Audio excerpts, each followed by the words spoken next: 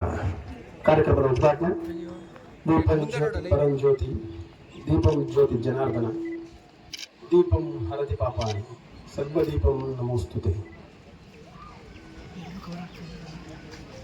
ಎಲ್ಲ ಅತಿಥಿ ಅಭ್ಯಾಗತರು ದೀಪವನ್ನು ಬೆಳಗುವುದರ ಮೂಲಕ ಅರುಣ್ ಕುಮಾರ್ ಅವರು ಕೆವಿ ಹರತಿ ಜೊತೆಯ ಅಧ್ಯಕ್ಷರಾದ ಶ್ರೀ ಕೆವಿ ನವೀನ್ ಕಿರಣ್ ಅವರಿಗೆ ಹಸ್ತಾಂತರಿಸಿದ್ದಾರೆ.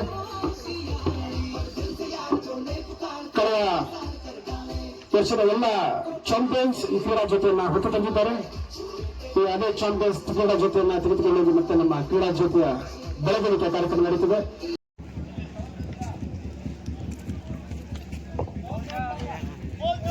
ಗ್ರೂಪ್ 1 3-legged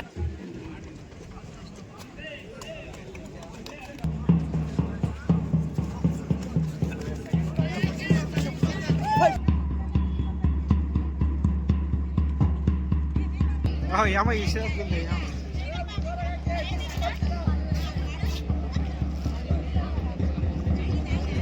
ಗ್ರೂಪ್ 1 ಯಾರಿದ್ದೀರಾ? ಗ್ರೂಪ್ 1 ಗುಂಡು ಎಸೆತ ನಡೆದಿದೆ. ಶಾಟ್ಪುಟ್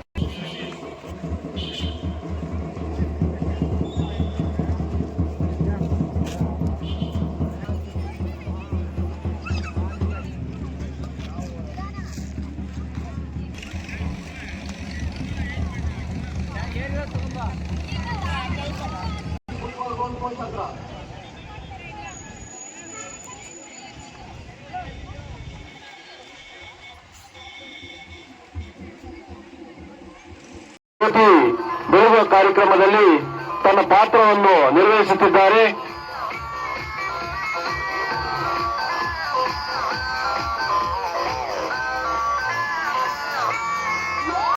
ಎರಡೂವರೆ ತಿಂಗಳಿಂದ ಪ್ರತಿನಿತ್ಯ ಇವತ್ತೇನಾಯ್ತು ಅಂತ ಅವರಿಗೆ ಪ್ರತಿನಿತ್ಯ ದೂರವಾಣಿ ಮುಖಾಂತರ ಬಹುಶಃ ಈ 2.5 ತಿಂಗಳಲ್ಲಿ ನಿಮ್ಮಗಳ ಮುಖಾಂತರ ನಾನು ಒಂದು 5,000-6,000 ಜನ ದಾನಿಗಳನ್ನ ನೇರವಾಗಿ ದೂರವಾಣಿ ಕರೆನಲ್ಲಿ ಮಾತಾಡಿರ್ತೀನಿ. ಅದೆಲ್ಲವೂ ಸಾಧ್ಯ ಆಗಿದೆ ಅಂತಂದ್ರೆ ಕೇವಲ ನಿಮ್ಮ ಶ್ರಮದಿಂದ ಮಾತ್ರ. ಬಂಧುಗಳೇ, ಇದು ನನ್ನ ಕುಟುಂಬ. ಈ ಕುಟುಂಬದ ಶಕ್ತಿಯನ್ನ ವಿಶ್ವಕ್ಕೆ ತೋರಿಸುವಂತಹ ದಿನ 23ನೇ ತಾರೀಕು. ಇಷ್ಟೆಲ್ಲ ಹೇಳ್ತಾ ಇದ್ದೀನಿ, ದಯಮಾಡಿ ನಾವಿಷ್ಟೂ ದಿನ ಮಾಡಿರ್ತಕ್ಕಂಥ ಶ್ರಮ ವ್ಯರ್ಥ ಆಗ್ಬಾರ್ದು ಅಂತಂದ್ರೆ ಇನ್ನು ಕೇವಲ 10 ದಿನ ಅಥವಾ 9 ದಿನ ನಮಗಿದೆ. ಈ 9 ದಿನ ನಾವು ಮರಿಬಾರದು. ಇದೆಲ್ಲ ಏನು ಇಷ್ಟು ದಿನ ನಾವು ಮಾಡಿದೀವಿ ಅದು ಯಶಸ್ವಿ ಆಗಬೇಕು ಅಂತಂದ್ರೆ ಅಷ್ಟೂ ರಕ್ತದಾನಿಗಳನ್ನ ಈ ಜಾಗಕ್ಕೆ ನಾವು ಕರೆದುಕೊಂಡು ಬಂದಾಗ ಮಾತ್ರನೇ ಇದು ಯಶಸ್ವಿ ಆಗ್ತದೆ. ನಾನು ಹಾಗೆ ಹೇಳಿದ್ದೆ, ಇದು ಮಾತನಾಡ್ತಕ್ಕಂಥ ವೇದಿಕೆ ಅಲ್ಲ. ಈ ರಕ್ತದಾನದ ಬಗ್ಗೆ ಪ್ರತಿನಿತ್ಯ ನಿಮ್ಮ ಜೊತೆ ದೂರವಾಣಿ ಮುಖಾಂತರ ಮಾತನಾಡ್ತಾನೆ ಇದ್ದೀನಿ. ಇನ್ನೂ 9 ದಿನ ಅಲ್ಲ 10 ದಿನ ನಾವು ಇದನ್ನ ಮಾತನಾಡ್ತಾನೆ ಇರೋಣ. 23ನೇ ತಾರೀಕು ಸಾಯಂಕಾಲ 8:30 ಸಹ ನಾನು ನೀವು ಯಾರು ಸಹ ಶ್ರಮಿಸ್ತಾ ಇರೋಣ. ಆ ನಮ್ಮ ಶ್ರಮ ಅದೇ ತರ ಆಗ್ತಾ ಇರಲಿ, ದುಪ್ಪಟ್ಟಾಗ್ಲಿ 100 ಪಟ್ಟಾಗ್ಲಿ ಅಂತ ನಾನು ಹೇಳ್ತೇನೆ. ಕ್ರೀಡಾಕೂಟದ ಬಗ್ಗೆ ನಿರ್ಮಲಾ ಪ್ರಭುರವರು ಹೇಳಿದ್ರು, ಭಾಗವಹಿಸೋದು ಮುಖ್ಯ ಅಂತ. ಇವತ್ತು ದತ್ತಿ ದಿನಾಚರಣೆಯನ್ನ ಒಂದು ಒಳ್ಳೆಯ ವೇದಿಕೆಯಾಗಿ ನಿರ್ಮಾಣ ಮಾಡಬೇಕು ಅನ್ನೋದು ನನ್ನ ಉದ್ದೇಶ. ಯಾರು ಪ್ರಾರ್ಥನೆ ಮಾಡಕ್ಕೆ ಬರೋದಿಲ್ಲ ಅವರನ್ನ ಕರ್ಕೊಂಡ್ಬಂದು ಪ್ರಾರ್ಥನೆ ಮಾಡಿಸ್ಬೇಕು ಅನ್ನೋದು ನನ್ನ ಉದ್ದೇಶ. ಯಾಕೆಂದ್ರೆ ಇದೊಂದು ಪ್ರಾರಂಭ ಆಗಬೇಕು. ದತ್ತಿ ದಿನಾಚರಣೆ ಅಂತಂದ್ರೆ ಪ್ರತಿಭೆಗಳ ಅನಾವರಣೆಗೆ ಇರ್ತಕ್ಕಂಥ ಒಂದು ವೇದಿಕೆ ಅಂತ ತಯಾರಾಗಬೇಕು. ಇದು ಇವತ್ತು ಕಳೆದ ವರ್ಷ PUC ನಲ್ಲಿ ಹೊಸದಾಗಿ ಸೇರಿದಂತ ಮೃದುಲಾ ಅವರನ್ನ ಕರ್ಕೊಂಡ್ಬಂದು ನಾನು ಇಲ್ಲಿ ಆಂಕರಿಂಗ್ ಮಾಡಿಸಿದೆ.